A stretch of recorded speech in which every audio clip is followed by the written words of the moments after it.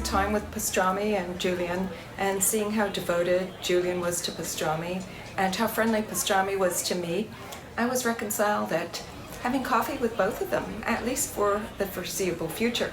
Annalisa was taking well to Rusty, so I thought I'd invite her over for a kitty. But then something strange happened. Unfortunately, it didn't go as well as I'd hoped. Pastrami was in the kitchen with us, but he wasn't his usual cuddly self. He was restless. It seems he'd had an accident, and Julian and his dad were afraid he was going to have another one. Rusty's had a few accidents. I think he had some trauma in his previous life. Well, he did have another accident, but Julian's dad cleaned it up without any fuss. It was embarrassing, but Dad handled it well. The conversation was nice until all of a sudden Pastrami came over to the table, put his paws up on the table, turned to me, and barked. He'd never barked before. I was scared. He was being friendly. It wasn't a big deal. It didn't feel friendly to me. It was a sharp bark, and he looked directly at me. It's like he was angry at me. No, he wasn't. He's just not used to company. He barked a second time. This time, it was even more clear. He was angry at me. He was saying, "Back off, lady." He wanted Julian all to himself. I imagine that Rusty was jealous that Julian was paying attention to Annalisa and not to Rusty. Dogs don't know that they are dogs. They think they are the same like us, and so they want to be treated the same way. Too bad. Rusty wanted to be part of the conversation. Julian is in denial. He needs to wake up and see what's happening before someone gets hurt. 2 days later, Rusty barked at Louis. Maybe he barked at Annalisa. Julian told me about Pastrami barking at Louis. I'm glad he sees what's going on. I wouldn't have felt comfortable spending more time with the two of them if Julian had continued to deny what happened. I needed protection. I needed to know. I was going to be protected. It's very healthy that Annalisa knows her boundaries with Rusty, and it's a good sign that Julian is wising up and has come out of denial. I think they'll be able to manage this without my help, which is good because I want to go shopping. When Annalisa comes over, I'll have Rusty on my lap. That way he won't feel neglected. This doesn't sound like a good idea. But what do I know? When I heard this plan from Julian, I asked myself, what is he thinking?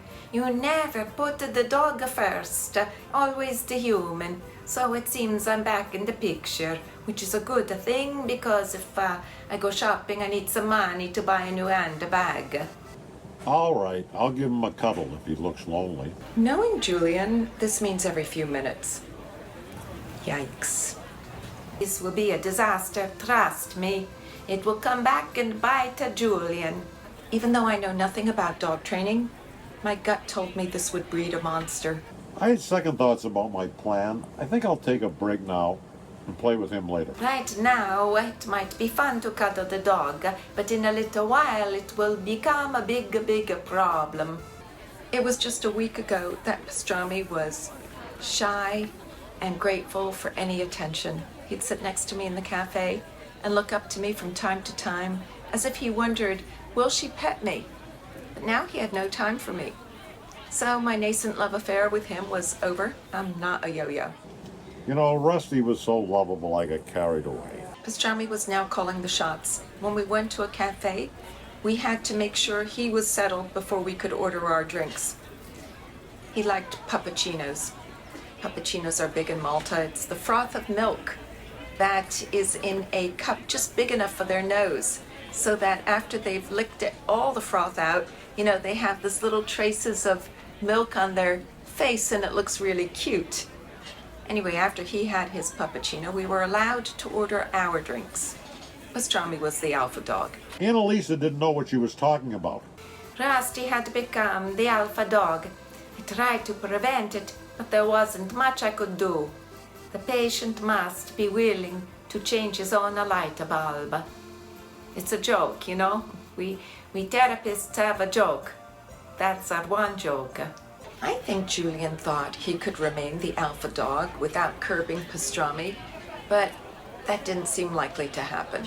There can only be one alpha dog, and when it's a man against a dog, the dog wins. Every time. I may cater somewhat to Rusty, but I want him to feel safe with us. If Julian was happy taking care of Pastrami's every whim, so be it. Are we done? Rusty wants a belly rub. I hope this is a joke, because if it's not a joke, there's nothing I can do. It's beyond my pay grade. Pay grade. I was feeling boxed in by Pastrami's whims, even though the situation had nothing to do with me. Annalisa went back to Boston. I sent her photos of Rusty for her film. From the photos, it looked more and more like Pastrami was running the show. Every day, Rusty barks until I take him out for a puppuccino. It's getting more difficult to find someone to make him one. All of Slim understands the situation, but Julian is still convinced that Rusty is a waggy dog. No, Rusty is more of a waggy finger telling Julian what to do. Another joke, you could say. Yes, I invented it. I stopped hearing from Julian. I don't know what happened. He didn't have time to write. If Rusty doesn't get his puppuccino, he gets grumpy. Daddy'll be right there. It's only a matter of time before Julian has the big meltdown that is associated with alpha dog syndrome. I know all about this because I wrote the paper on alpha dog syndrome. It has been published by the top journal of medicine, and it has been cited 500 times. No other paper has been so successful on alpha dog syndrome. He's not answering. I hope he's okay. Hey, Nate, take Rusty to the kennel, will you? Come on, Rusty. We're going for a walk. A walk. You love walks. Rusty, come here. We're going for a walk. Good boy. Good boy. Calm down. Be nice, Rusty. Be nice. Nate! Rusty, stop it! Let go! Let go! Ow! Ow!